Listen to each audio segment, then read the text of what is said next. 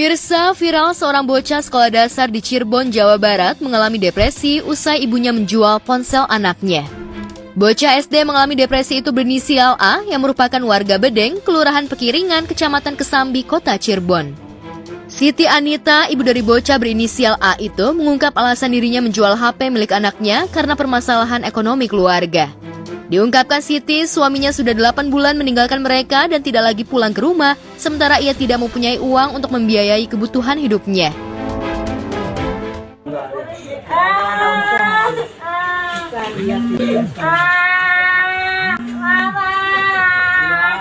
Ya pintar soleh. Ibu nggak mau keluar. Kalau ayahnya teriak, ibu nggak mau keluar.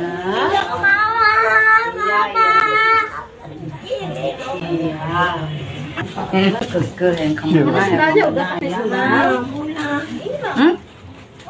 Mama. Mamanya ikut Ada. juga. Mama.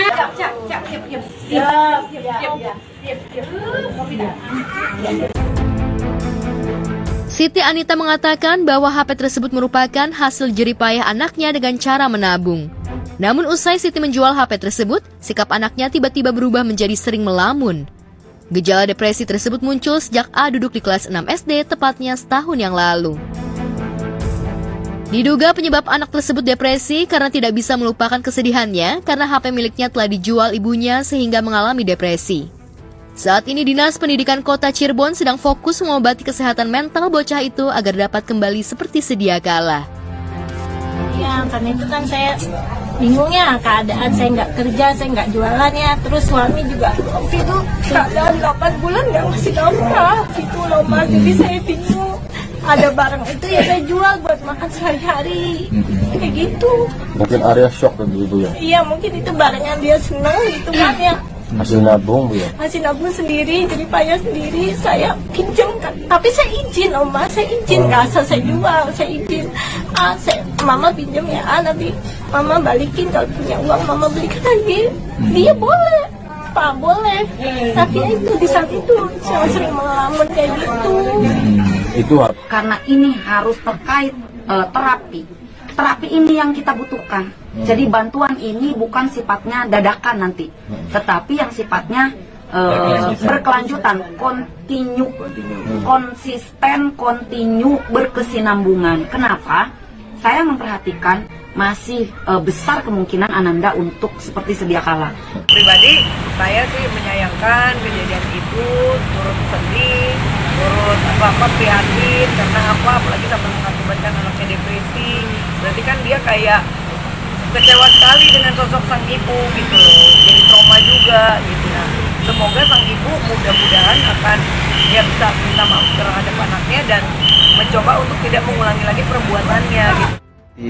Sisi sedihnya mungkin ya dia kan ngumpulin duit udah lama banget, terus barang yang udah diincar, tahu-tahu barang yang udah diincar dan udah ditabung dengan sedemikian rupa, jeripayahnya dia mungkin kan nabung, kita nggak tahu duitnya dari mana, pasti udah susah banget lah dia buat dapetin duitnya, terus tiba-tiba handphonenya dijual sama orang tuanya dengan alasan itu handphone buat biaya hidup ya kalau nggak salah gitu.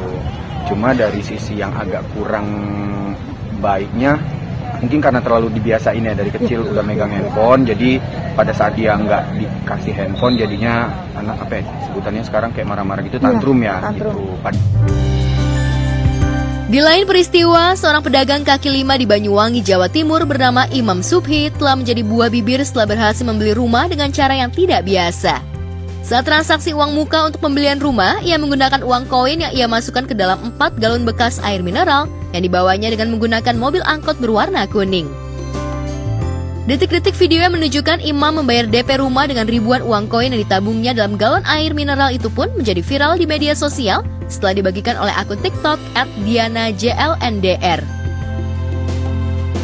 Imam yang berprofesi sebagai penjual martabak manis telah membuktikan bahwa dengan usahanya yang gigih itu, mimpi besar ingin memiliki rumah sendiri akhirnya bisa tercapai.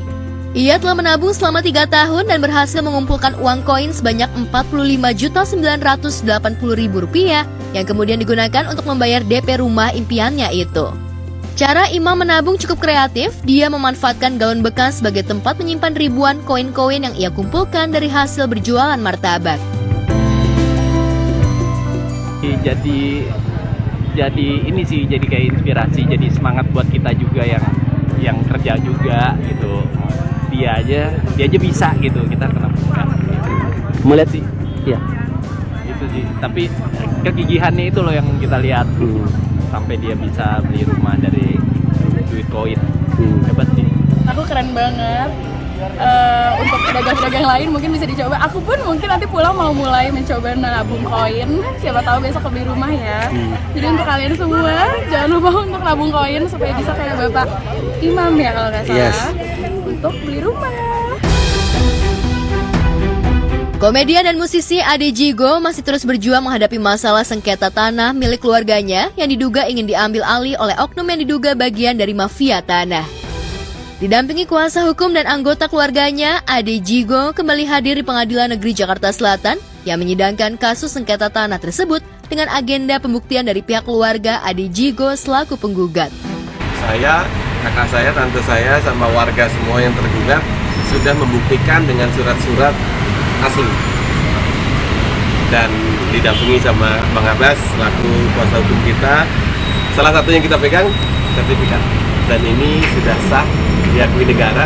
Kita cek BPN pun sudah divalidasi semuanya, dan kita juga sebagai warga negara Indonesia taat pajak. Salah satu bukti pembayaran pajak kita sudah dibayarkan dari tahun 75. Itu harus batalkan sertifikat baru bisa mengklaim tanahnya. Jadi makanya kami saat ini pada saat persidangan juga sudah selesai sampai alat bukti, tinggal masuk ke agenda saksi. Ya mungkin beberapa kali persidangan lagi lah, rekan-rekan bisa tunggulah bagaimana perkembangannya dari perkara ini. Apa yang Usai menghadiri persidangan, mantan personil band Timlo itu mengungkapkan kondisi tanah keluarga miliknya yang terletak di kawasan Lebak Bulus, Jakarta Selatan yang ingin diambil alih oleh oknum yang diduga bagian dari mafia tanah. Kendati demikian, Ade Jigo memastikan keluarganya memiliki surat keaslian tanah yang memang rumah tersebut sudah ditempati keluarganya sejak tahun 1970 saat dirinya masih kecil. Untuk itu, ia pun siap membuktikan bukti-bukti yang dimiliki keluarganya di pengadilan. Mulai dari sertifikat tanah dan bukti pembayaran pajak setiap tahunnya. Yang di surat yang kita pegang semuanya asli, dan dia giriknya pun sendiri itu tahun 80-an, sementara kita tahun 70-an gitu. Makanya kita berani sampai detik ini, mau sampai kapanpun ya itu hak kita. Surat eksekusi itu beberapa kali ya, tapi pelaksananya dia nggak berani. Dia pernah melakukan pengukuran ya Bang, tapi tidak pelaksana juga.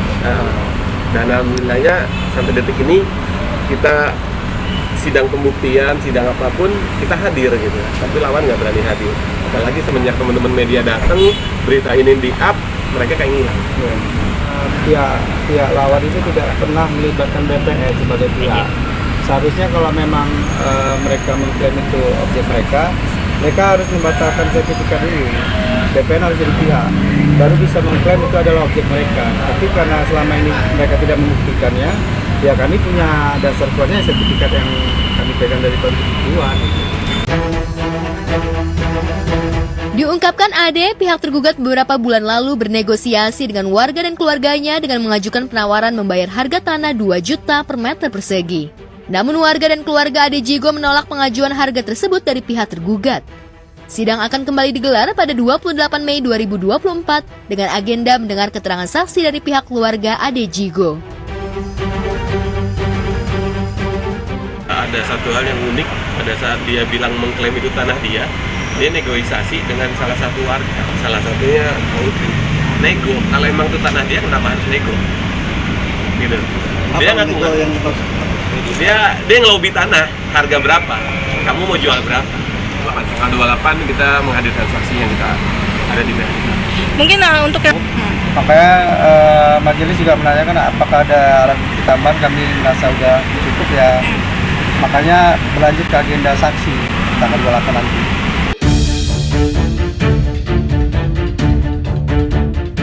Beralih ke berita lainnya, kabar kurang mengenakan datang dari selebgram Keisha Ratuliu yang merupakan keponakan dari Mona Ratuliu. Ia dikabarkan sedang bermasalah dengan asisten rumah tangga yang bekerja di rumahnya. Melalui Instagram story-nya, Keisha Ratuliu curhat kalau dirinya difitnah oleh ART-nya. ART yang tidak disebutkan namanya itu tidak memberi kabar padanya dan membuat kaget dirinya lantaran ART-nya itu melemparkan tuduhan yang mengada-ada. update kasus ART. Jadi sampai hari ini dia nggak datang guys, nggak ada kabar juga ke aku. Tapi ternyata dari tadi pacarnya WA ART-nya mama mertua aku. Aku kaget banget dengan fitnahannya si ART-ku dan pacarnya ini. Benar-benar mukanya polos banget, kata Keisha Ratuliu di Instagram pribadinya hari Sabtu lalu. Bahkan menurutnya fitnah baru dari ART itu semakin mengada-ada. ART tersebut bilang kalau Keisha Ratuliu hanya memberinya makan sekali sehari dan cuma dikasih makan tahu tempe. Fitnahan ART tak hanya sampai di situ, ia kembali curhat fitnahan lain yang diumbar ART-nya. Ada ART yang kabur dari rumah aku karena nggak betah kerja sama aku, bahkan sampai ada yang meninggal. Satpam di rumahku pada tahu kelakuanku sama Adi, nggak ada yang suka sama kita, tambah Keisha.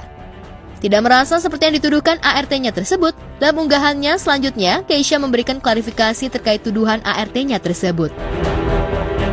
Untuk makan, aku kasih 3 kali sehari, yang aku beliin 2 kali. Sarapan aku suruh makan sendiri, goreng telur atau mie instan kayak yang aku bilang, kata Keisha. Ia pun membantah kalau ada ART-nya yang meninggal. Menurut Keisha, hal itu merupakan fitnahan yang luar biasa. Ia pun menjelaskan soal ART sebelumnya yang sudah meninggal. Belum diketahui apakah Keisha Ratuliu akan menjawab fitnahan ART-nya itu ke ranah hukum. Yang pasti, tak ingin permasalahannya semakin melebar, Keisha pun ikhlas menutup kasusnya setelah mencurahkan kekesalannya sekaligus klarifikasi di media sosial. Baginya, konflik ART fitnah kini case close.